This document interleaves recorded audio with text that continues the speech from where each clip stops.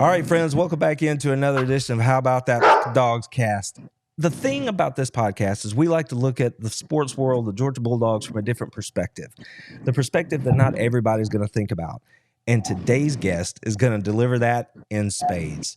I'm fortunate enough to have Chris Milton, father to Kendall Milton, on the show with us this afternoon to talk a little bit about what it's like to be the parent of a Division I football player here in the SEC. Chris, man, thank you for taking the time. How are you doing? I'm good this morning, man. Thanks for having me. Anytime I can come and share a different vantage point, man, I love doing it. That's great, man. I appreciate it. So let's get right to it. Let's just start at the beginning.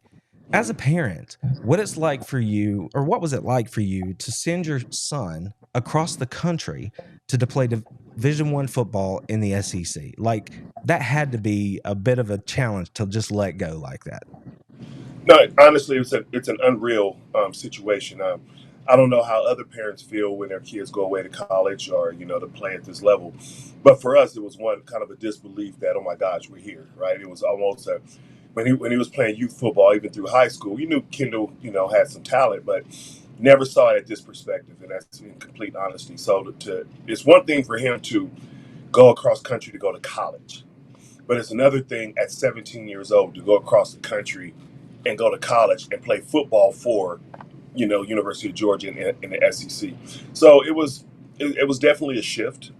Anytime you become an empty nester, right? That in itself is a shift. But it took some getting used to be completely honest. It did. It was an emotional roller coaster. Still is. Still is.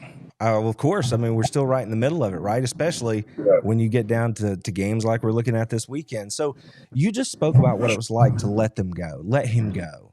hmm I can only imagine what it feels like to then take it to the next level and give them the freedom to then fail or succeed based on their own work ethic, right? Based on what they've Yeah. learned growing up and all that kind of stuff. And then to have to do it in the spotlight of a major Division I school like Georgia. So can you tell us a little bit about that? Because that just seems incredibly difficult and scary as a parent. No, and that's the thing. And us as fathers, and I'm sure you as a father, you have your own life experiences, you have your victories, and you have your fails, right? And through your fails, you gain experience, and through your experience, it makes you want to help and coach up others, so they don't have to go through what you went through. So for me, that's the type of father that I am to both my boys. I want as much as I can alleviate from them the pain and heartaches that you get from navigating through life. I try to do that, right? But the one thing that I've learned that my boys have taught me is sometimes I have to let them make bad decisions. I have to let them kind of learn on their own. And it's like, Pop, I know how to get a hold of you. Pop, I know you're gonna be there when I pick the phone up, but hey, I just need you to just love on me and just let me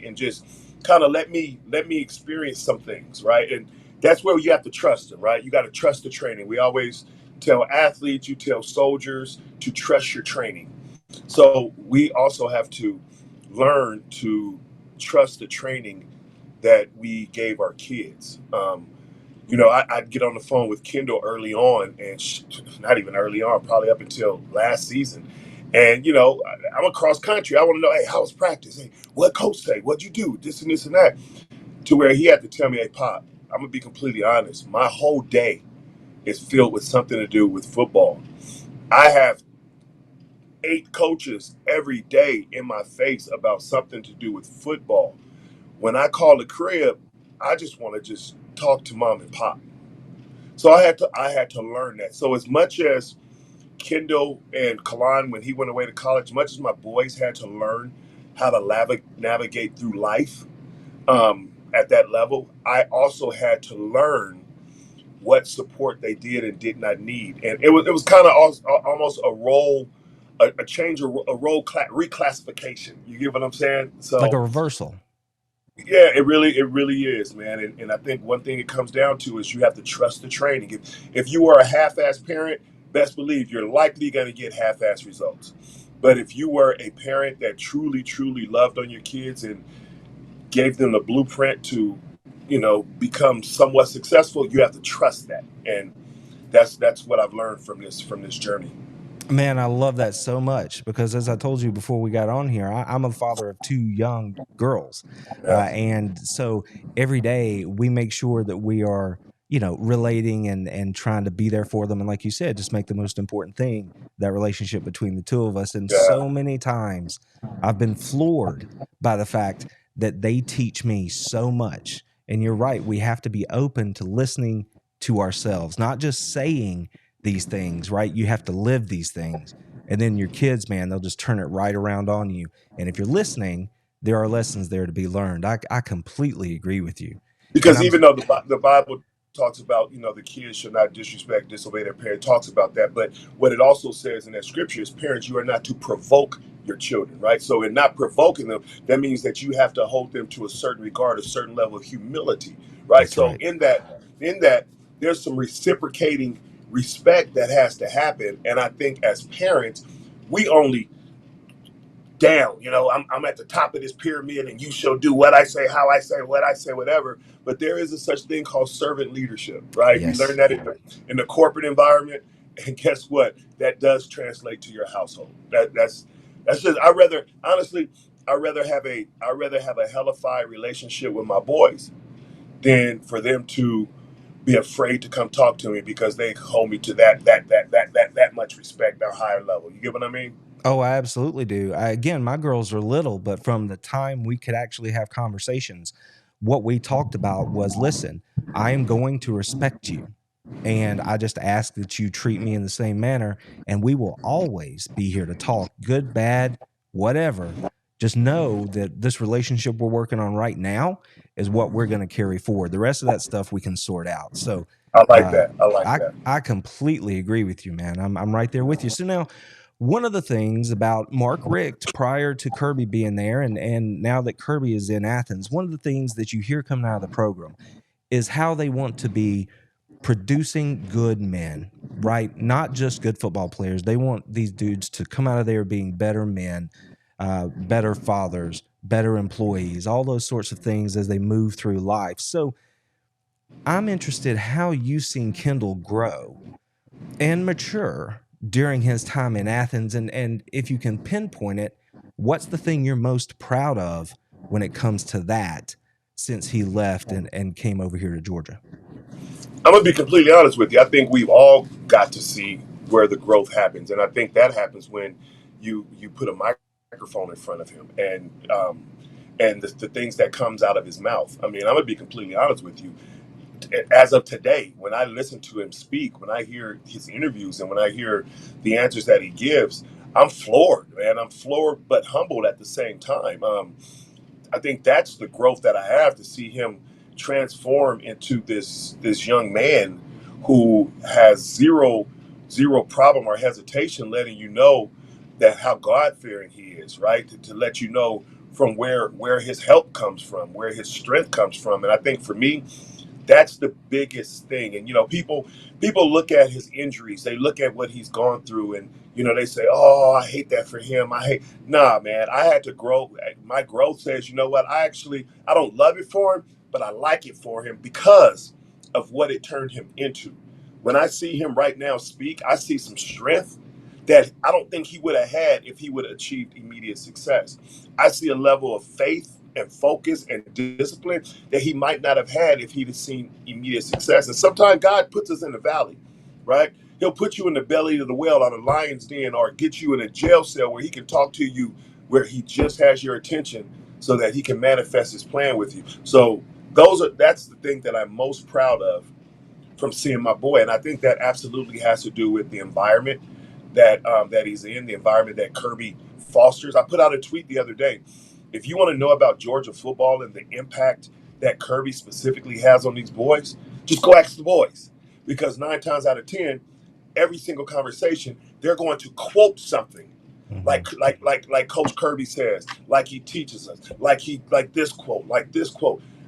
I don't have a huge sample size, but you don't hear that coming from most other programs in this country where they are truly quoting their coach verbatim, right, as part Right. of their own mantra. So I think that says something. Right. And I saw your tweet and immediately I thought about it because and I've talked about it on my various platforms because it's one of those things where it's more than simple buy-in. You don't just get to give that stuff back as easily as these players give it back when they're talking unless it has become a part of who you are, right? I There, mean they don't have to stop and try to remember what to say. It just comes out because it just flows off their tongue, right? It's that's just, right. just That's right. They're all about it. Like that. That is yes, the life. They function together in that way, and you can see that. I yes, here at A Damn Beast, one of the things we do is we pass out beasts of the week, right? The right, players that right, have done a lot that week and had a good game or whatever it was, and here down the stretch, Kendall has managed to collect a couple of collars, for yeah, a couple of performances, and that's great because I love to put a little shine on the guys. And it's not always the people toting the rock. We'll yeah. focus on linemen or whoever it is, but Kendall has had a good back end of the year here, and I'm not the only one that's noticed, right? There are a lot of people who are saying he's really doing some things. I'm curious, and this is going to be difficult, but if you have one, what would be your personal favorite play from Kendall at Georgia? And it doesn't have to be a touchdown or whatever. What's the play that you looked at him and go, and that's my guy right there? It's probably the play where I realized that okay, he is an SEC running back. Freshman year, Tennessee, toss left, and I mean, he was hit by like 9 guys and broke all of them, hand on the ground, and picked up another 5. I think that's my welcome to college football for my boy. I'll always remember that play. That's pretty awesome right there because that's one of those that could get lost right in the Yeah, numbers or the highlights or whatever, but you're like, no, that's my dude right there who just did yeah, that. yeah. so That's exactly right. so you know let's spin it forward. Like there's obviously a big game this weekend, right? So how do you view this season for Kendall and for the entire team, right? I mean, if you look at it, there's just numbers on top of numbers about the amount of success that this team has had over the last couple of years. I could run through them right now, but I think we're all pretty familiar with them. But when Mhm. you look at what Kendall's done this year, his senior year, and just how that melds with the team, what do you think about it? How would you describe this season? Um, memorable, definitely memorable for a couple of different reasons. One, obviously, this is his last, or potentially his last, depending on what he chooses to do. Could be his last everything, right? Last Right. college football season, last regular season game, last. It could be any one of those things. So it's a memorable feat. Um, I think I don't know. Is the level of success that they've achieved and the way that they've achieved it, honestly, in my opinion, I feel like it's a God thing. People say don't bring God into football, this and this and that, and I'm not doing it like that, right? But I still think it's a God thing. I still think that team and that program is achieving or obtaining definitely blessings, man. That's really what it is, and that's really how I can sum it up. I mean, the way did this season go the way that I wanted it to go? Absolutely not. Did Kendall's college career go how I wanted to go? Absolutely not. But I'm a firm believer that it went the way God wanted it to go. And if we're truly trusting Him, we got to trust that He's not brought us this whole way to take an L at the end, right? So we have to believe that. So I think this is just honestly, this is going according to plan, bro. And I can't wait to get to the last chapter. Right. One of the things I enjoy the most when I hear the guys come to the podium on Tuesdays and or Mondays and Tuesdays this year, I guess, is how often they talk about their teammates in a way of genuine like appreciation and joy and fellowship because they speak on these other dudes who they see out there working and they genuinely want what's best for them and they want them to achieve the successes that they know that they've earned because they've seen it right behind the walls and they know that they've put in that work and they're truly happy. to see their teammates succeed. And I think that, again, I think that's the difference in the culture. I think that's the difference. Everybody can't be a bulldog, bro. I'm gonna tell you that right now. Everybody cannot be a bulldog. You got to be different, and you'll never hear these kids. I mean, Kendall in this interviews these last couple of weeks, he's been set up so many times, and I'm used the word set up. He's been set up so many times to to give kudos to himself. He's been set up so many times to talk about how great he's been doing and this and this and that, but he always pivots to the team. He always pivots to the team. One thing that you'll never hear on, and this will probably end up in somebody's tweet. I already know that, but you'll never hear any one of the Georgia Bulldogs yell, "Give me the effing Heisman already." You'll never hear that coming from those guys. Right. You'll I never agree. And Kirby won't even really talk about individual awards like that either, right? He's focused on the program and the bigger goals. So we've come a pretty good ways in this discussion. I feel like we're in a pretty good spot here. So let's get down to brass tacks, right? Okay. Huge game on Saturday. No way around it. I got to know how you feeling. How do you view the game? How do you feel about it? How's it going to go down? Come on, Chris. I'm nervous as hell. I'm not even gonna lie to you. I'm absolutely nervous. I would love to sit here, cocky and arrogant, and say, "Oh man, we can ready to blow their backside." I would love to be able to say that, but you know what? They're both in the SEC championship for a reason. Yeah. You can look at past performance of us in certain games where we should have blown somebody out. You can look at past performance of Alabama and say they could have played better where they squeaked to win. So at any given point, this is about who shows up. But I will say that every position you look at on our roster, on our team, we got some dogs. No pun intended, but we got some dogs. So you really got to kind of pick your poison of who you're going to target, especially if our guys come back this week on offense. Yeah. You're going to truly have to pick your poison. You're going to load the box or you're going to spread the field. Either way it go, like, you can get tapped. But I obviously, I feel like we're going to pull it off. How we pull it off is going to be yet to be seen. Well, one thing I think we can both feel pretty confident in is saying both teams are going to show up, and this is going to be one heck of a game. I don't think it's going to be a brawl. I don't think there's any kind of discussion to be had around that fact. And I do believe that this team is built for it. I think that everything that they are about is why they are here, and I think that's just going to play itself out on Saturday. So, like you, I'm confident. But we're just going to have to sit back and enjoy the game. That's the problem. Gotta embrace that parent and just let them go do it. We can't do it for them. We got to let them go do it, right?